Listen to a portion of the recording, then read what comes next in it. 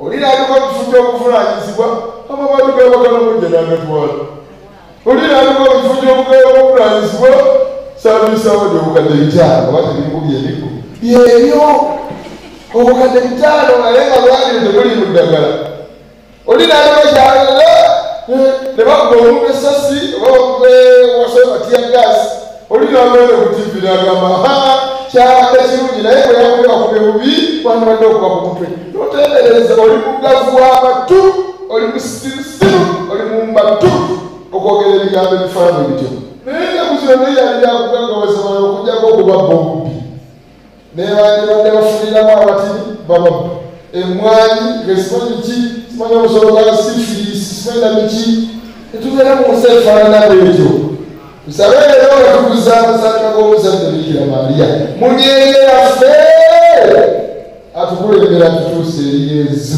faaza tajja kuwogotwa mbuliiridde nze eggulu lyange lyeggula dda budde bwe busigadde okugenda okusinkana kitaawe taffe Ssaabasumba Pawulo Ssemwogerere yampadde ebbaluwa enzija mu kifo kino ogenda mu misomo ebitongole kyekino ekiro ekisembyeyo okubeera nammwe Waniriza nnyo kwembozi mu Eugene Geoffrey Mayanja aka Mr. Wagwan webale kundaba yonna gy'osinzira okundaba kakasa nti weekend yakutambulidde bulungi kunaku lw'omukaaga nagenda n'ensabako ekiwa mirembe era nga njagala okutegeeza nti n'ekifo ekyo ekyekiwa mirembe njagala okubaza Father Edward Kabanda yatwala ekifo ky'ekiwa mirembe era enkulaakulana n'enteekateeka zonna yazikulembera side eyo kakati buli lwa mukaaga olusooka mu mwezi ekiwa mirembe wabeerayo okusaba okukuyita mu kiro so ne ku lw'omukaaga luno olwasoose mu mwezi guno ogw'omwenda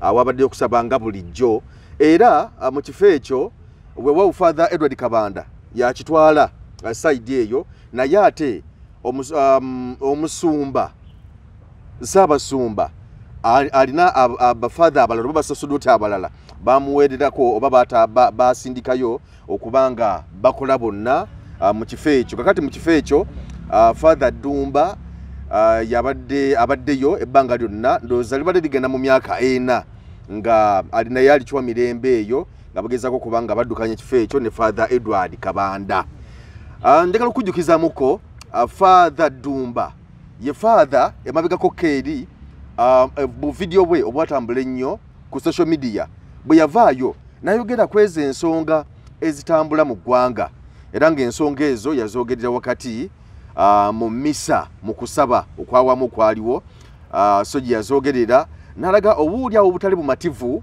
obw'obukenuzi okulya enguzi ebigenda mu ggwanga era mu biseera ebyo yayogerera ku buli bw'enguzi n'obukenuzi ebiseera ebyo omukulu Mpuuga yali yakamala okubanga arecevinga emiliyoni 5 ebyali bitambula ebiseera ebyo amaloboozi agaali gatambula naye ng'omusumba mu Uganda era tunulye emitwe bitambula wakati mu kubuulira mu misa naye n'agatako eddoboozi lye kwebyo Bannayuganda bye baali boogera era bu video bwe bwatambula nnyo ng'avumirira ekyokulya enguzi n'okufuna ensimbi ng'ate oba olyawo eggwanga bingi ebiritakisa okuba nga litambula n'ebirala bingi ebigwa mu kkowa eryo kakati Father Dumba era teyawukanye nnyo mu misa ye eyasembyeyo njagala kutegeeza nti emisa gye yasembye okusoma ekiwa mirembe n'okwogera ku ebyo bitambula mu ggwanga era we yakonyeekera ku nguzi still bwe litambula bulungi n'ensonga endala ezigwa mu kkowa eryo so era yabyogeddeko naye nga bwe nkutegeezezza nti mu misa mwennyini mwe yalangiriridde n'agamba nti nno ye misa eyasembyeyo oba gye yasembyeyo okusoma ekiwa mirembe ku lw'omukaaga luno oluwedde oba olwasoose mu mwezi guno ogw'omwenda era yategeezezza n'agamba nti nno mu bbanga etali lyawala abadde ateekateeka okugenda mu ggwanga erya Kenya okwongera okugatta ku misomo gye era ng'enteekateeka eyo ebaddewo era nga n'abakulu bakimanyi nti essaawa yonna agenda mu ggwanga erya Kenya mu misomo gye naye yabadde ali mu kweteekateeka ate omukulu n'amugamba nti ssebo ke kaseera n'okubadde weteekateeka kugenda mu misomo naye ate era tugenda kukyusa okuva ekiwa Mirembe. Bino byonna yabinnyonnyodde ye kennyini ng'ali mu kusoma emmisa ku lunaku olw'omukaaga olw'okuyita mu kiro ekiwa Mirembe. N'agamba nti nno omusumba Ssaabasumba yamutegeeza n'agamba nti nno kyekiseera akadde kamaze ekiwa Mirembe kamala, so ke kaseera ayeetereeze asobole okuba nga akyusibwa mu kifo yonna gye banaamutwala. Nawankubadde nti yategeezezza nti bamugambye yeeteeketeeke naye ate nga tanaba kubuulirwa wa waalaga. So nno yasabye abagoberezi okumuteeka mu ssaala n'okumusabira okusobola okuba nga emirimu gitambula bulungi, era nakubiriza abakkiriza nti abasuubira okwogera ebigambo nateeka kati simanyi bamukyusiza lwakino simanyi bamukyusiza lwakino simanyi lwaki ate Father Edward Kabanda ye tebamukyusa biki n'agamba nti nedda omusumba yasalawo era nga alungamizibwa Omukama Katonda okukyusa omusosodoti yenna, so tebuba buyinza bwa father yenna okusalawo okukyusibwa oba obutakyusibwa okitegeera. So n'asaba tutambulira wamu naye mu ebyo byayogedde nga bwe nkutegeezezza nti yayogeddeko ne ku nsonga ezikwata ku ggwanga nga bulijjo nga bwe nkutegeezezza, naye bwe mukuzoogerako n'agamba nti ye tatidde, waga nti wanga toga nti father bajja kuwa obutanga nti ye tatidde kubanga yagamba nti nno ye akolerera ggulu era alinze lunaku lwe lwaligenda mu ggulu. Yagamba nti lwalinze naye nga wali okuba nga ayongera okutambula nga bulijjo. So amawulire agaliwo nti Father Dumba essaawa yonna oba enteekateeka z'amazidde okukolebwa okubanga agenda kwabulira ekifo ky'ekiwa Mirembe okugenda yonna gye banaamutwala gy'atannaba kubuulirwa oba watannaba kulangirirwa. So nga kyekiriwo kati tumanyi emisomo anagenda ogikwasaganya oba nedda kubanga nga bwe nkutegeezezza nti yannyonnyodde n'agamba nti abadde yeteekateeka kugenda mu ggwanga erya Kenya okutwala emisomo gye mu maaso oba okugatta ku misomo gye, naye ate mu process nga yeteekateeka ne bamugamba nti weeteekereteekere ddala n'ekiwa Mirembe osobole okuvaayo. So nno byebyo ebiriwo essaawa zino era nsaba nkuwe amaloboozi oba nga embeera nga bwe yabadde nga Father Dumba ayogera ku nsonga zino zonna nga bwe nkunyonnyodde side awo. Tusaba tugende eri Yesu, ensi yaffe enenya nnyo omwoyo kubanga yenna mmoto esingira ddala obulungi mu nsi yonna ndowooza gye nali mpuliddeko ne kuddako b'Amerika. For God and my country. Singa buli kimu twali tukola kuba Katonda n'ensi yaffe, Uganda will be a paradise on earth. Eggulu ly'omusi lyandibadde mu Uganda. Naye tuli bamuzibe olinaabiko ekifo ky'obuvunaanyizibwa amabaatu g'abakalamu gye n'agatwala. Olinaabiko ekifo ky'obuvunaanyizibwa saabiisa wadde obukadde 5 oba tebimubye ebikku byebyo obukadde 5 naye nga lwaliro tebuli mu ddagala.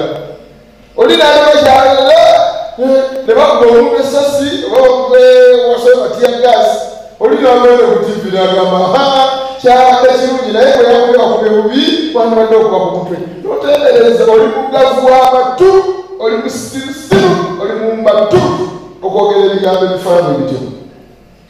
Omuntu newaba yakola ekintu ekifaanana obubi si enkola yaffe abakkiriza Kristo. Ffe abagoberezi ba Kristo si bwe tuteekeddwa. Kristo Mukama waffe atuyigiriza ekigambo kimu, mwagale balabe bammwe mubasonyiwe ate mubasalire. Nolwekyo tuli baggavu b'amatu, tuli baggavu b'amaaso tetulaba. Omusajja n'alekawo obuvunaanyizibwa bw'amaka. Waliwo abamu ku baana gw'empeerera kitaawe yabagamba nze sitaala baana ba Scorsese. Teze sitaala baana bambala ba Scorsese. Can you imagine? Ne weegaana omwana ono olw'okubayiwa obulemu. Oli musibe, oli mugavu w'amatu. Osaana kujja eri Yesu akugambe effeta zibuka mangu amaaso olabe. Bwe tusoma Matayo 13 Yesu azza abatume ng'amaze okubuulira abantu olugero kuba yagerera mu ngero. Tubatuyogera mu ngero ne bamubuuza njogera mu ngero kubanga bangi batunula ne batalaba, bangi bawulira ne batategeera, bangi naffe tuli wano eno tuzze tumaze ekiro kiramba tutunula olyawo newankubadde musumagira naye nga tetulaba. olemedde okulaba munno oyo gw'oli naye nti ateekedde okuyamba okutuuka mulamu obutaggwawo mugende mu kereziya mugatibwe. Ebyo si kye tusinga okwagala kubanga tuli bagavu b'amatu tuli bagavu b'amaaso. Tetusinga okwagala kwe kuwulira enjigiriza eyetulemera okukyamuukiriza kyamagero kikyo kitwale kikukyopera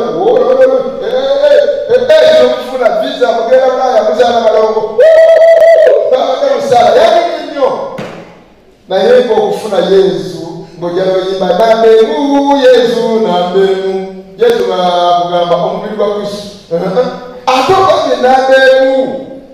Lwaki tokufuna babanga enambemu is it the first priority in your life?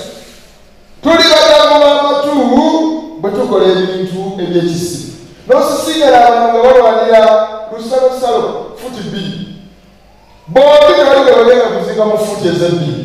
Tuli bagavu b'amatu tuli bagavu b'amatu bwobeera ng'oli musawo ne baleeta omulwadde ng'ekisooka ze ssente. Ndi mugavu w'amatu ndi mu buzibe bw'amaaso bwe bangamba nti eri omulwadde ow'okusiga nesigenda. Ndi mu mbatuutu bwe babeera bannanga abafiiriddwa naye nga nze ndi mu pata after party. Ennaku zino ebiri ennaku zino abantu basula mu apartment waggulu bali mu fubi kya mpere wansi bali mugamba walumezaayo. Tuli bagavu b'amatu tuli bazibe b'amaaso tetutegeera bulungi tusaanye tugendeera Yesu nga batera okugamba kyekigambo ky'Omukama kituzibula amaaso. Abagagaziri amaaso bwe buyinza tulina obuyinza fekukule kino tusobola okubakuba tusobola okubatta waliwo neminisita omu mu ggwanga erimegamba wabeko the guns we have the magye fe tulina amagye mu nsi etali Uganda the magye ebyo byonna bituziba maaso we become blind folded. And there is a day to come to Jesus and say, we beg you, open our hearts, open our ears. To put our mouth. Open eyes, mother. Open eyes, I want to see you. That you may see Jesus in others. We are in the months of praying for justice and peace. Other people's rights to begin. Without forgetting everything God has given this for the good of others. Singa tutegeera ebintu ebyo nti Katonda byampadde byabulungi bw'abalala ebyange byonna si byange ebyange byonna bya Yesu weba bya Yesu therefore kandiwe Yesu ali mu balala njigiriza nange okulola kw'ebyo byompadde ngaggawaza abalala. Naye nekuzino yali yakugaggawaza bala okujjako okuba bombi nebandibadde bafuniramu abatini bababba emmwanyi ngesimanyi ki simanyi omusolo gwa sifirisi simanyi na miki netubeera mu nsi efaanana bwetyo. Tusabe leero nga tuguza amasanyika g'omuzadde Bikira Maria munyenye yaffe atukulembera tutuuse eri Yesu. Faza tajja kuwogotwa mbuliiridde nze eggolo lyange lyeggula dda budde bwe busigadde okugenda okusinkana Kitaawe. Nolwekyo tusaba Omukama atuyambe tumujulire bulijjo as we say our Father who art in heaven, hallowed be thy name, thy kingdom come, thy will be done on earth as it is in heaven. Give us this day our bread, and forgive us our trespasses, as we forgive those who trespass against us, and lead us not into temptation. Ayo nga batukwegera tusobola okubiwona teyambe tulobotende ekisalo ekyendaku zonna tebegaala kutawulala kukanulira obwesima wasuubiza n'amatuga g'omulokozi waffe Yesu Kristo. Tuleko wansi katono. God is good all the time. Mu Desemba omwaka gwa 2020 kitaffe omugenzi Dr. Cyprian Kizito Lwanga yambe ebbaluwa yandeeta mu kifo kino era nentuuka mu nnaku z'omwezi 8 Desemba 2020 ku lunaku olwa Immaculate Conception lunaku lwalirwa Bikira Maria olwo. Era mu wiiki eno etumaliriza taffe Ssaabasumba Paulo Ssemwogere yampadde ebbaluwa enzijja mu kifo kino okugenda mu misomo ebitongole. Kyekino ekiro ekisembiyo okubeera nammwe. Njagala okwebaza Katonda ampaddeyo okubeerako nammwe emyaka gye badde gigenda mwena abadde mulayo emyezi ng'esatu okuweza emyaka 4 najjanga 8 Desemba leero 8 Septemba era bwe basiibula mu butongole ku lunaku lw'okuzaalibwa kwa jjaffe Bikira Maria nadda okufunira kwa Bikira Maria yafuna mu Immaculate Conception yes Immaculate Conception kati today is the birthday of Our Lady olwekyo neebaza Katonda ampadde omukisa okubeeramu ku lubiri lwa jjaffe Bikira Maria n'okuweereza beebagizizaamu musaba n'omusonyiwe kuba nirabidde emyaka gere naye nga lwa bulungi bwaffe lwa bulungi bwammwe naddala beŋambyeko mu kwambala obulungi nemukyusa omukama yeebale abasigadde n'emitima egigalumye kuligatoni balindiridde ate n'amabalira kintu banze ebibabuulidde ebyebatuusa mu bulamu obutakolaki obutandibwawo olwekyo tusigale nga tussa kimu ekyokubiri lwebekuwaliraga bigambo naddala akaseera kano tusaasire nnyo Father Kabanda ebigambo biyinza okukusukirako ye lwaki gwe batakyusa woolose bekyusa oba obalekawo leero oba emyaka 2 oba 3 tekiri mu buyinza bwe kiri mu buyinza bwani bwa musumba atugaba nolwekyo tubegayiridde ebigambo bireme okubeera bingi abasaseddoti bwetutu tubeera tulinga abasirikale leero lwano lwaki mumasiko batulekedde munveeko omusaseddoti bwenafuna nawaayo emikono gyange neŋamba nzikiriza kyonna kyolooba okoze eki kyolooba ondagiti so nkulu yazzeemu okumpita enzaayo naye yagamba ebintu byobisibe sinayakasawa onyenda mu butuufu naye nga bagambye ebintu byange nfube mbijje ekiwa mirembe era nezendaku z'omwezi badalina kugenda Kenya kusoma naye bagambye sokoliiremuku katini naye ebintu byobijje ekiwa mirembe nadde nagenda 24 so 23 officially bigenda okuva mu kifo kino bansiba officially 22 23 sabajezijja kubeera 3 ez'okumakya n'eddakiika 20 ndyolekere ndagawa nange simanyi kubanga yulayo bamugamba genda kumusiri endigulaga nange nindidde omukama esijanandaga gyenja okugenda ate nsobole nayo okukolayo Katonda kyananga nsoboze siruzuza nolwekyo nziramu okubetondera bwenninya akagere namwe abanninya akagere balaba webuliwa naye nasonyiwe n'abalipulaani ez'okumpa obutwa n'abalikusa tujaguza tumonyi no problem kasi obusaseddoti tebamunzibyeko ekisinga obuki obukulu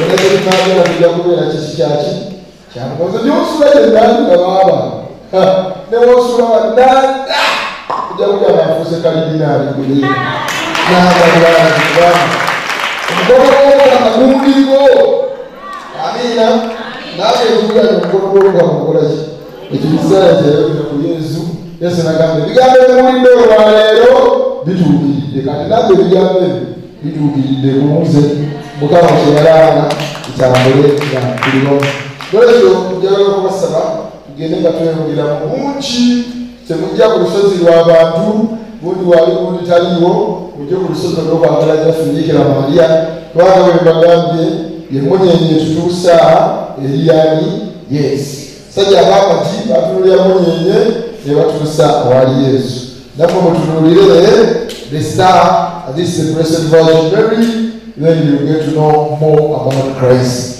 mujja kusobola okwongera okutuukirira Yesu fobulanga obulamu bwaffe ndaba tutegemadda ku masaakala gaitu tubuzeeyo Yesu bulamu bwa masaakala gaitu mu by'emizannyo omupiira gukwata ekifo ekisooka okuwagirwa n'okusasula mu nsi yonna n'abawagizi abasoba mu biliyoni 3 y'ensonga lwaki Dela Tole Football Academy yatandikawo okuzuula talenti y'omupiira mu baana n'abavubuka kyekiseera gw'omuvubuka ozuule talenti yo nawe alina omwana kyekimu ng'omuleeta ku Dela Tole Football Academy. Everyone has a talent. Tandika leero atendekebwa omupiira ne bakooca balina obukugu obw'ensi yonna ebikozesebwa mu kutendeka abazannyi baffe okufuuka abakabi ku mutendero gw'ensi yonna ebiri yensonga lwaki abazannyi baffe bali ku top era nga n'omutendera gw'amatimu ag'enjawulo wano n'okwetooloola ensi yonna baba yaayaanira kyekiseera otuwa omwana tumufuula ow'enjawulo ku lw'ebiseera by'ebirungi eby'omu maaso Daddela Tore Football Academy tulina football arena enteeketeeka obulungi abazannyi baffe mu basambira tukolagana n'amatimu ag'enjawulo wano n'okwetooloola ensi yonna abazannyi baffe tubatambuza amawanga okufuna obukugu n'okumanya butya ebintu bwe bitambula tusangibwa Luweero Kasana Bukuma Trading Center okumanya ebisingawo tukubire ku 0774 52 488 47 because incarnation is ongoing process. Yes, okwefuula ogwa Katonda bwe yefuula omuntu ayagala kuweeyo omuntu waffe ye asobole okubeera ng'atufuula obulala atujjuza mu birungi eby'omwoyo eby'omubiri. Twagala okubaliriza bannaddiini bennengera wano batuleka mu religious. Thank you so much for coming. Twebaza abasenakulu mwebale nnyo mwebale ddala. Twebaza ttiimu ekulembera mu baale abatuyimbidde omuweereza mwenna n'abasakisi abateekerateekera ekifo kino mwenna mwebale nnyo mwebalire ddala. Njagala okubangiriza omukisa gwa Katonda sijja kuba nsaba binyeebwa ne bw'oba obyagala oliwadde kukuŋŋaga faazi oli muyizi ebinyeebwa biriyo si bino ebinyeebwa ebya bulijjo mobile money esinga okubuza kisati ekolayo nange enguubaluuba twewagaliza omukisa gwa Katonda byonna bibatambulire bulungi tusalirane ate tusobole okuyambagana tusobole okutuuka mu bulamu obutaggwaawo. Abasumba bangi oba bannaddiini bangi okuva mu masinzizo ag'enjawulo okuva mu madiini ag'enjawulo madiini ag'obuyisiraamu abaprotestante aborthodox abalokole ab'enjawulo bavuddeyo okuba nga boogera ku ebyo ebitambula mu ggwanga n'okulaga obutali bumativu ku lw'ebyo ebitambula mu ggwanga. Abamu nno boogera olumu nga bo bagamba nti oba oli awo tewali nnyo buzibu mu ggwanga n'ongeri gye bitambulamu era nga bulaba bannabyabufuzi ab'enjawulo bwe bajja bannyonnyola nti buli omu annyonnyola okusinga gye nga bw'alaba ebintu ngeri gye bitambulamu. So bangi nnyo bavuddeyo okugera ensonga ez'enjawulo, bangi nnyo bavuddeyo kubako ne opinions ze bawa buli omu mu ngeri ye. So Father Dumba si yasoose nga bwe nja okutegeeza si yasoose abasosodoti ab'enjawulo bavuddeyo. Waliwo father wange Father Kiibi naye ebiseera ebimu avuddeyo kubanga ayogera omutima gwe n'engeri ebintu gye bitambulamu. Father Kiibi so tumumanyi newankubadde nti tayogera ku bya ggwanga nga bwe bitambulamu byokka ayogera ku nsonga z'amaka ebyenfuna obaddewo otya okweteekera okukola nga obulamu bwe butambula bulungi. So aze abyogerako ebbanga lyonna. Abasosodoti bangi ab'enjawulo era n'abalala nno abatavuddeeyo nnyo mu mawulire naye nga boogera ensonga ezikwata ku bantu ba bulijjo n'engeri y'entambuzamu y'emirimu eri abakulembeze baffe naddala mu gavumenti eya wakati. So bangi bavudde ne boogera. Abasawo b'ekinnansi bavudde ne boogera bangi tubalabyeko abantu ab'enjawulo. So ndowooza eddoboozi ly'abakitaffe mu Katonda amaloboozi g'abantu ab'enjawulo okutunula ebintu ng'egye bitambulamu nkakasa nti bagezezzaako bakikoze bwewawo nti eri omuntu gonza okusanga n'agamba nti ffe akati effe nga tebatwogeredde akati wadde nga kale bakitaffe mu Katonda batulya obuba emyoyo teboogedde. Naye nze ndowooza nti bagezezzaako okwogera buli omu nga bwe nkutegeezezza teri abamu lina gye nagamba nti neggwanga lyo terina ttabu lyonna liryokke oyo naye ensonga bw'aba aziraba n'oba yolenya nakugamba nti bannange tutambula mu ggwanga naye ebintu tebitambula bulungi naye oyo naye bw'aba abiraba. Era ensonga lwaki tulinawo opposition ne tuba ne gavumenti eri mu buyinza kitegeeza nti abantu baawukanya endowooza. Osobola okuteekawo namba 6 naye ng'oli bw'abeerera agiraba nga 9 ono bw'abeera eno agiraba nti eri 6. So kisinzira buli omu weyimiridde okugiraba naye nno ze kisinga obukulu akubeera nga ffena tulumirwa eggwanga lyaffe n'engeri ebintu gye bitambulamu kubanga era ebiseera ebisinga nti abantu bajja ne boogera though abantu abamu tebaagala kulaba, abantu abamu tebaagala mazima, abantu abamu tebaagala kubabuulira bituufu naye nga tebiseera ebisinga ekituufu aba bakimanyi. Wali obaddeko awo ng'omuntu ayogera ku muzeego n'enkola ze ez'ebintu naye nga ne kenyini muli mu mutima okimanyi ninga tosigadde gwe omulaga nti kyakugamba si kituufu ebyo bina bibaawo ekisinga obukulu gwe ng'omuntu okwogera ekituufu nti bw'oyogera ekituufu omuntu oyo wadde aresistinze ye nalaga ye nga bwali omutuufu nga watali buzibu bwonna nze kakasa ne muli mutima kiraba era abasobola okwetereeza ebiseera ebisinga dho omukulembeze nga yavaayo n'agamba nti mu bannaddiini muve mu byobufuzi ebyakaisali bya Kaisali Katonda bya Katonda musigale mu ddiini ya musigale mu bulide eby'omwoyo nze mbadde ndowooza nti nga bw'agamba kwaba abamugambako bwe yali badde era mu mutima gwe gumu ndowooza agambe ne kwaba abamuwaana bw'abanga abamuwaana tosabaga nti musigale mu byeddiini byammwe temumpaana ne bana abaleke basobole okuba nga nabo bamubulya ebintu nga bibikola ki nga bwe bitambula nalabaddeko awo ku mukutu ogumu ogwa radio gw'amawulire nabadde mpuliriza amawulire waliwo omu ku abo mwerabidde erinnya naye nga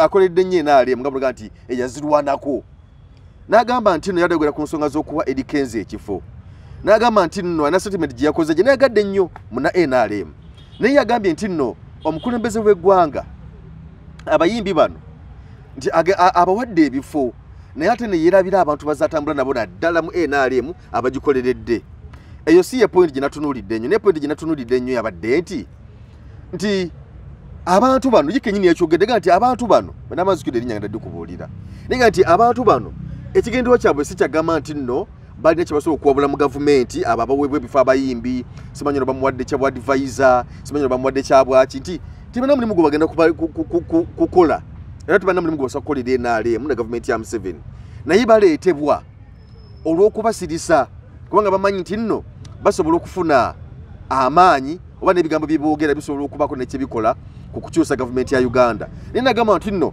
ekyo si kye kyalibadde kituufu okubaziba emimwa wabula abantu abo bateekeddwa okubanga babateerawo embeera ebasobozesa okufuna ssente mu biyiiya byabyo nga tebabaweereddwa bifo kyokka nga ate era n'okuyimba n'okwogera n'okuyimba ennyimba nga bayimba ebyo ebitutambula bulungi mu ggwanga nti nakyo kiyambako ku gavumenti okutegerawo weeyimiridde kakati nkitegeeza nti singa gavumenti enaabaziba emimwa kitegeeza nti gavumenti tejja kumanya na kutegeera bizibu byayo nabitutambula bulungi mu ggwanga so ye ng'agamba nti oba oli awo abayimbi babaleke yesu babatera obuteezi mbeera ensonga za copyright bazitereze bulungi abayimbi babirenga kasente kabwe bakafuna bulungi nga bakola emirimu gyabwe naye nga tebali mu gavumenti kati byonna bye bayimba bino kubanga eri abayimba ku lwa gavumenti ya NRM nga bayimba ku lw'obulungi bwayo naye eriyo n'abayimba baba NRM kibayinza okugamba nti bayimba ku lw'obubi bwe NRM naye ng'ate oluba oli awo kuba tooki so kakati ye ng'agamba nti nno nti kiyambako abayimbi abo singa baba bayimbye ku lwa obutali bulungi NRM yo bwe balaba nti si lwa bulungi tikiba kiyambako ate bo okwekuba mu ttooki okumanya nti nno omuyimbi ayimbye ku kino kankuwa ekyokulabirako nti omuyimbi ayimbye volongoto amalwaliro mabi ddala weebuuza amalwaliro gaffe wadde agayimbye nti mabi agayimbisiza mu mutima ki mutima mulungi mutima mutuufu kati bwe nemwekuba mu ttooki nti ddala naye amalwaliro gaffe mabi oba malungi bwe gaba mabi awo kibayamba okwetereeza ne muzimba amalwaliro amalungi obulamu ne butambula so yagezaako okwogera bw'atyo kakati kyetusaba ndowooza twogedde ebbanga ddene abantu boogedde kino bino nabiri twogedde ku entertainment twogedde ku byobufuzi twogedde ku byaki byonna naye ndowooza kyekiseera okubanga nti omuntu waba ayogedde kubere kutereeza so si kugamba nti nno gwe otwogeredde nnyo jangu tukuwe ssente osirike nze ndowooza kiba tekijja kujjawo kizibu ate leero jaziwa ono enkya waveeyo oli naye ozimuwe enkya waveeyo oli naye ozimuwe n'oli ayogere kubanga njagala okukujjukizaamu nti mu Uganda tugenda tuli mu bukadde 45 nezigwamu population yaffe obukadde 50 nezigwamu kakati abantu abo bonna bwekanga nti nga buli lukya bamumeruka yasobola okwogera n'ayogera kino n'ayogera kiri kitegeeza nti nno oyinza obutasobola bonna kubasirisa n'okubawa ssente kubanga oli bawa ssente olikoma ddi oli bawa ebifo oli bawa obuwabuzi bw'omukulembeze w'eggwanga obuwabuzi bwo olikoma ddi kubanga tebagenda kuggwayo nze ndowooza kiyinza okukolebwa ekituufu kwe kuteekawo platform, kwe kuteekawo enkola ennungi egenda okuyamba buli munnayuganda okweyagalira mu ggwanga lye, ng'amalwaliro malungi,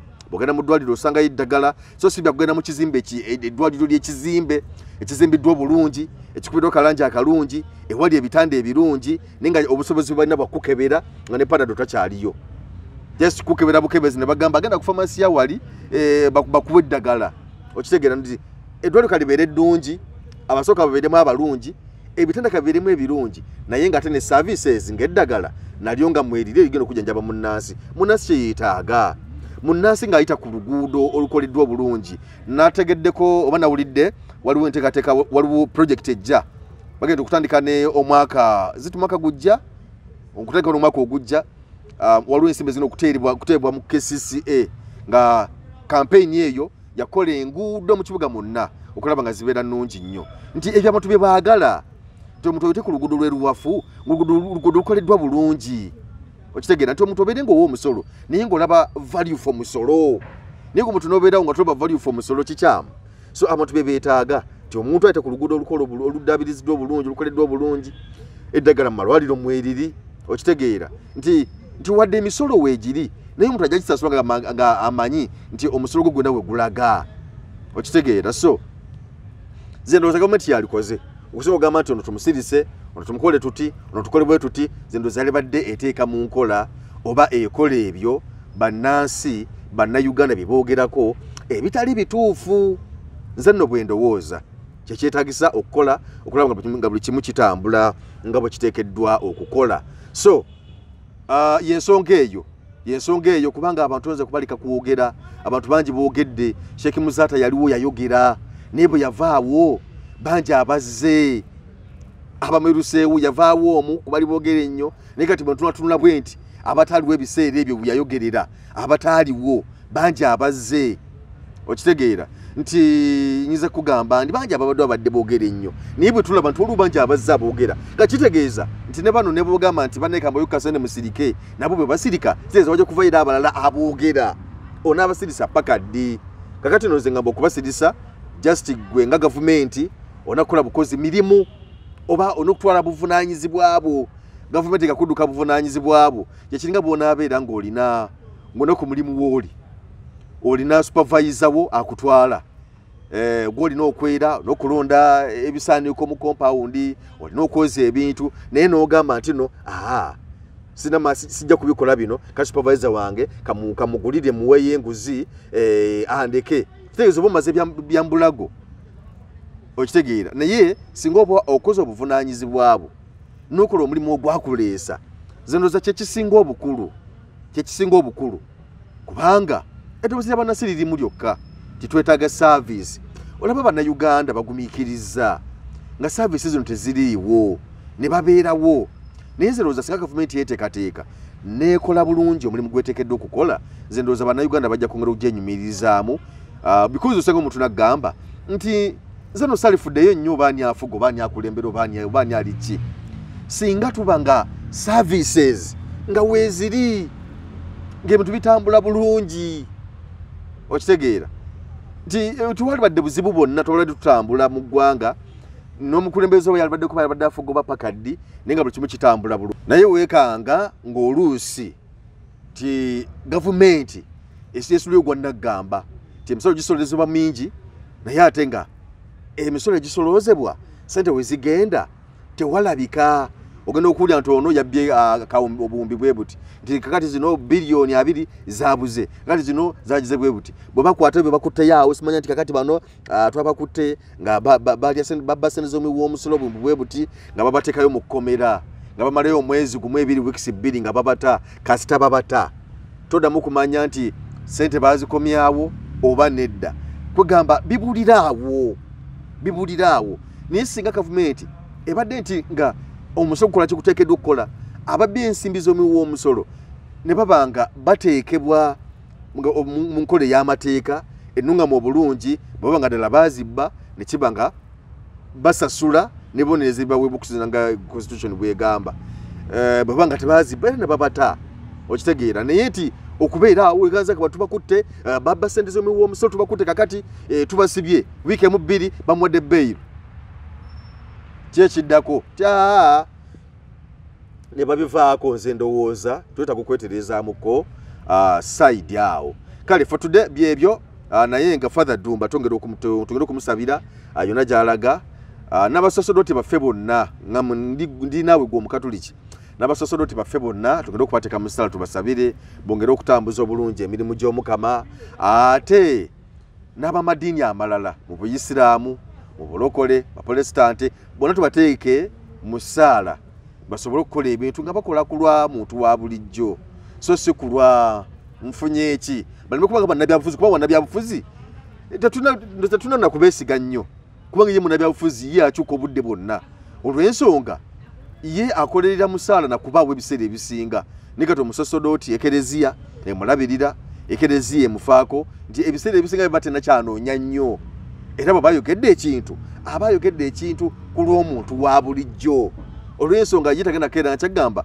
nti gavumenti balina okunsasula omusaala ate njagende nonkuba oluseke ye ekereziya emulabirira mu buli kyonna n'abeerawo kale nno ye bw'aba ayogedde ekigambo kitegeeza nti n'abayogedde ekyo ekyamazima kyennyini naye gwe kikwatako oba nokitwala mu mutima omulungi okusobola okuba nga otereeza ekyo ekitatambula bulungi kale byebyo tubasabire bonna basobola okuba nga batambuza bulungi n'abakulembeze baffe nno si bannaddiini bokka n'abakulembeze baffe ab'ennono abakulembeze baffe mu byobufuzi ku madaala gonna kabemu abe Museveni kabaani kabeera ababba sente z'omuwa omusolo nti tumanya osobola okusindika essaala osobola okusindika essaala n'akyuka n'atereeza ebyo ne bidda mu nteeko okitegeera nga tuyise mu ssala because tuba tulina okukozesa forces zonna okulaba nga ebintu bitambula ekyaddala omuntu atalaba mbeera gwanga lino gye lirimu oyo ndowooza tuyinza muyita muzibe oba omudongo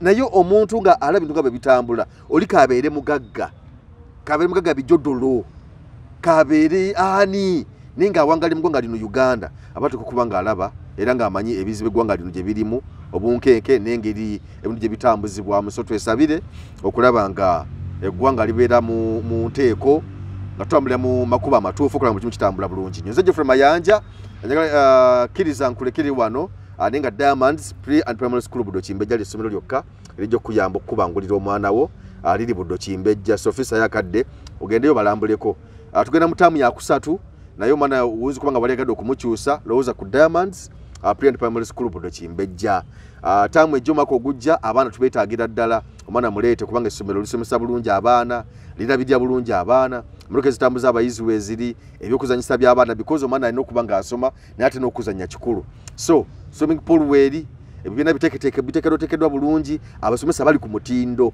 endiisa y'abaana nnungi nnyo buli kimu kyonna masaavu era bw'otuuka ku Diamond abaana n'obalaba embeera gye balimu kakasa nti nno omwana wuba omutadde weewe watuufu Buddo Kimbejja gye tusinzira okuba nga tubaweereza nga Diamonds Pre and Primary School Buddo Kimbejja ate ja kujjukizaako Sheikh Lubega agamba nti no waali nnyo ng'obwedda emirimu agikola so musomi wa dduwa walina okusomezebwa kwonna mu byensimbi mu byemirimu agamba nti no waali just mukubireko musobola okuba nga amutambuza bulungi nnyo ensonga side awo kuba tutambula bulungi gaba maka gatatagana mu byemirimu tebitambula bulungi byonna agamba nti nno Sheikh Lubega waali okuba nga akuyambako ensonga zo zitambule bulungi nnyo side awo mukubireko enamba y'essimu yeeyo nze Geoffrey Mayanja aka Mr. Wagwan kkiriza nkulekere wano tulabagane. Bismillahirrahmanirrahim. Nze Sheikh Lubega Said omusomi w'edduwa akola ku bizibu byonna emirimu giganyi amaka gayuuga okoze bizinesi za buli kika otambudde n'okugenda e Bulaaya ng'ogezesezza omukisa gwo guganyi nkozesa n'ekyoto bannabbi kye basobola okuba nti basinziirako okuba nti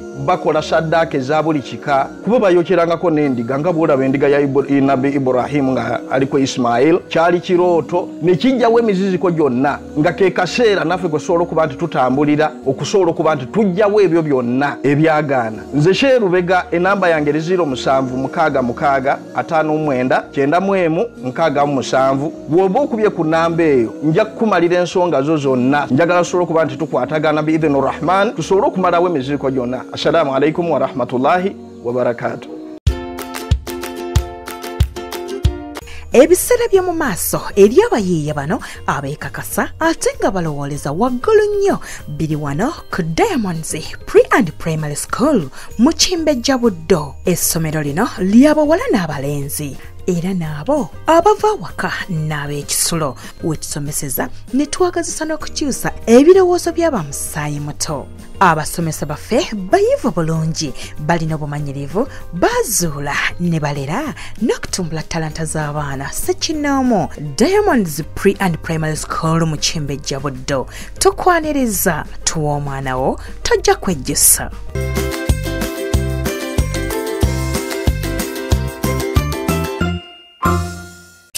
mu byemizannyo omupiira gukwata ekifo ekisooka okuwagirwa n'okusasula mu nsi yonna n'abawagizi abasoba mu biliyoni 3 y'ensonga lwaki Daddera Tole Football Academy yatandikawo okuzuula talenti y'omupiira mu baana n'abavubuka. Kye kiseera gw'omuvubuka ozuula talenti yo nawe alina omwana kyekimu ng'omuleeta ku Daddera Tole Football Academy. Everyone has a talent. Tandika leero atendekebwa omupiira ne bakoocha balina obukugu obw'ensi yonna ebikozesebwa mu kutendeka abazannyi baffe okufuuka abaakabi ku mutendero gw'ensi yonna. Ebiri y'ensonga lwaki abazannyi baffe bali ku top era nga n'omutendera gw'amatimu ag'enjawulo wano n'okwetoloola ensi yonna baba yaayaanira. Kye kiseera otuwa omwana tumufuula ow'enjawulo ku lw'ebiseera by'ebirungi eby'omu maaso. Daddera Tole Football Academy tulina football arena enteeketeeka obulungi abazannyi baffe mu basambira. Tukolagana n'amatimu ag'enjawulo wano n'okwetoloola ensi yonna. Abazannyi baffe tubatambuza amawanga okufuna obukugu n'okumanya butya ebintu bwe bitambula. Tusangibwa Luweero Kasana Bukuma Trading Center. Okumanya ebisingawo tukubire ku 0774 52 88 47.